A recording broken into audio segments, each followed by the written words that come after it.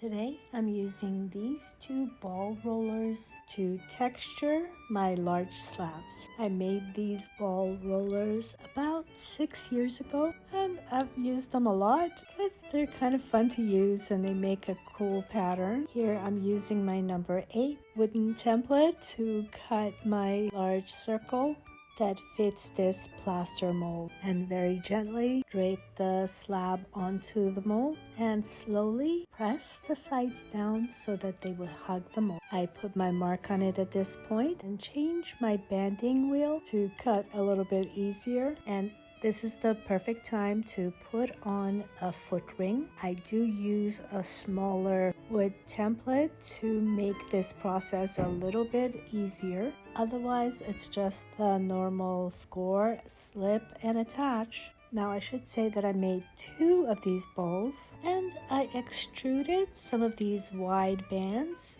because they're perfect for making a lip for this jar. They're the same extruded bands that I use for a lot of my handles.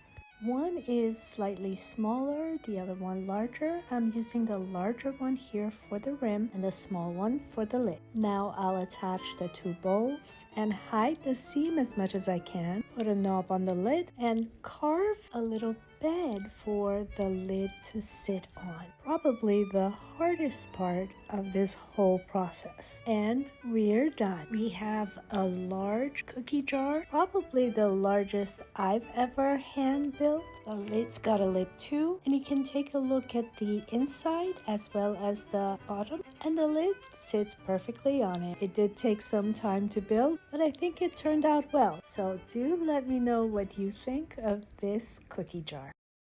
Here is the large cookie jar I made a while ago. For the inside, I did use a red glaze. I poured it in, and now I'm brushing on a light bronze glaze. One of my followers mentioned that this reminded her of a strawberry, so that's why I'm doing it in these colors. The light bronze will turn into like a metallic brown, and it's one that I've always used for a background glaze. That's why I put it on and then wipe it off with a moist sponge, letting it just kind of sit there inside the grooves. Once all of that is wiped off, I put on a red glaze. And I try to get full coverage, but I don't have to glaze the places where the bronze glaze already is. I just really want to cover all the surface. And at first I wasn't sure if I wanted to have this rim in red or bronze, but I finally decided on the red. And here's the lid.